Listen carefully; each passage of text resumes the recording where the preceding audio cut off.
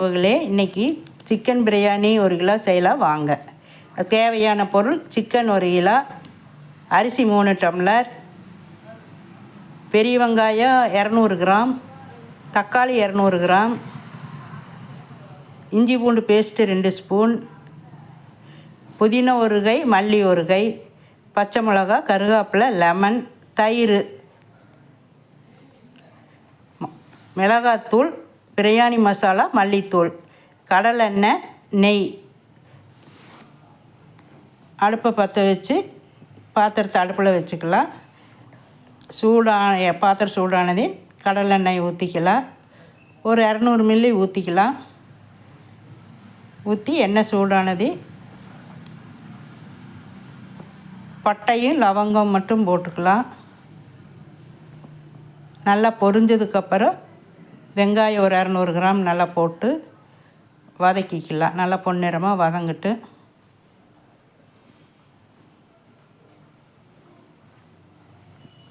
நல்லா வதக்கிக்கலாம். அது கலர் மாறின வரைக்கும் வதக்கிட்டு அது கூட நம்ம தக்காளியை ஆட் பண்ணிக்கலாம்.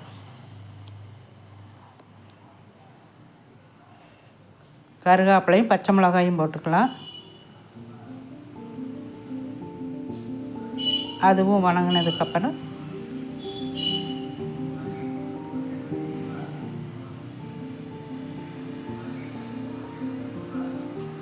தக்காளி போட்டுக்கலாம்.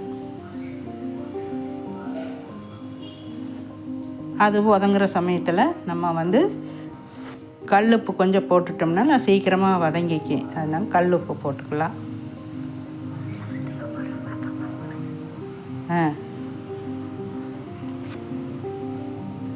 லைக் பண்ணுங்கள், கமெண்ட் பண்ணுங்கள், சப்ஸ்கிரைப் பண்ணுங்கள்.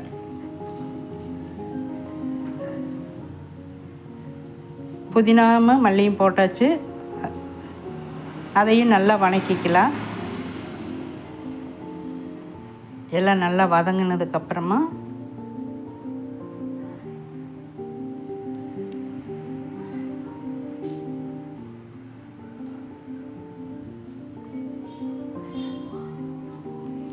இஞ்சி பூண்டு பேஸ்ட்டு 2 ஸ்பூன் போட்டுக்கலாம்.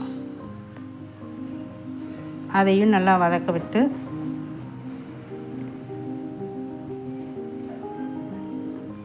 பச்சை ஸ்மெல் போகிற அளவுக்கு எல்லாமே நல்லா வதக்கிட்டு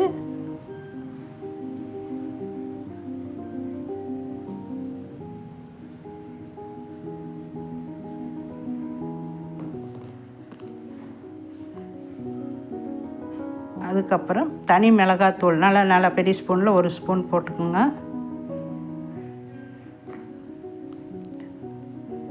பிரியாணி மசாலா 2 ஸ்பூன் போட்டுக்கலாம். இது நம்ம சொந்தமாக வீட்டிலையே அரைச்சது. இது தேவைப்படுறவங்க சொல்லுங்கள், நாங்கள் அதை ரெடி பண்ணி கொடுக்குறோம். மல்லித்தூள் 2 ஸ்பூன். பிரியாணி மசாலா நல்லா கம்மன்னு மணமாக இருக்குது. அதையும் போட்டு நல்லா அந்த எண்ணெயிலேயே நல்லா வதக்கி விட்டுட்டு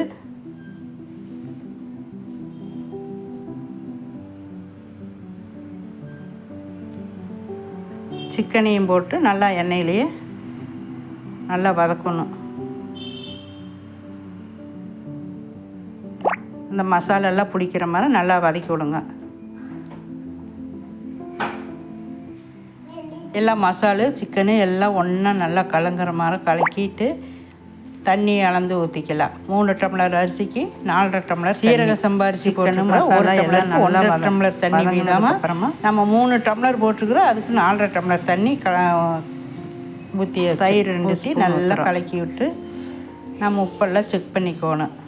உப்பை செக் பண்ணிவிட்டு மூடி போட்டு மூடி வச்சிடலாம். ஒரு 1/2 லெமன் புழிஞ்சு வச்சுக்கிறேன். அந்த ஜூஸை ஊற்றிக்கிறோம்.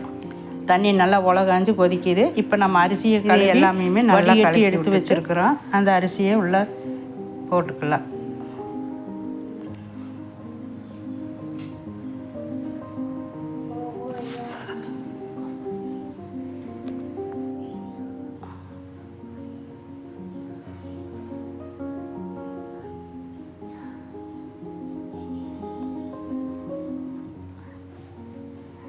அரிசியை போட்டு நல்லா கிளறி விட்டு மறுபடியும் ஒரு தடவை உப்பு செக் பண்ணிவிட்டு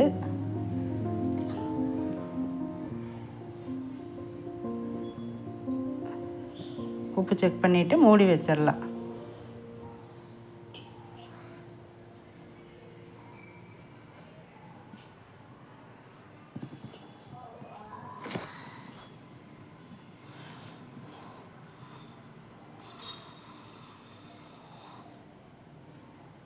அரிசி பாதி வெந்துடுச்சு.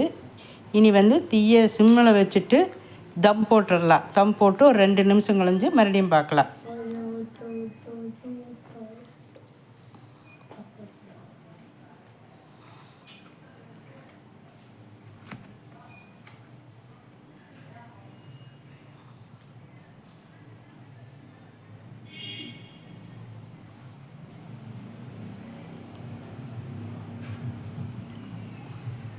தண்ணியெல்லாம் நல்லா சுண்டிடுச்சு.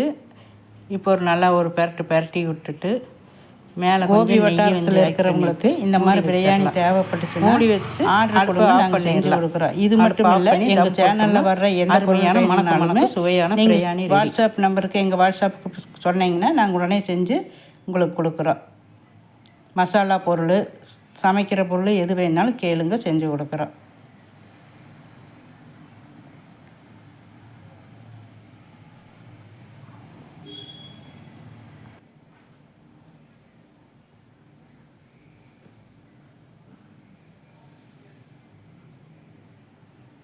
உதிரி உதிரியான அருமையான பிரியாணி ரெடி. சொன்ன அளவில் கரெக்டாக பயன்படுத்திக்கோங்க.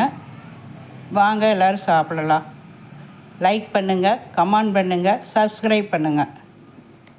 வணக்கம், நன்றி.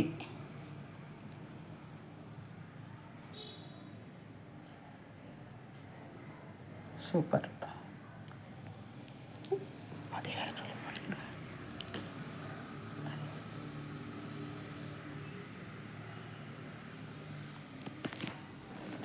Yeah.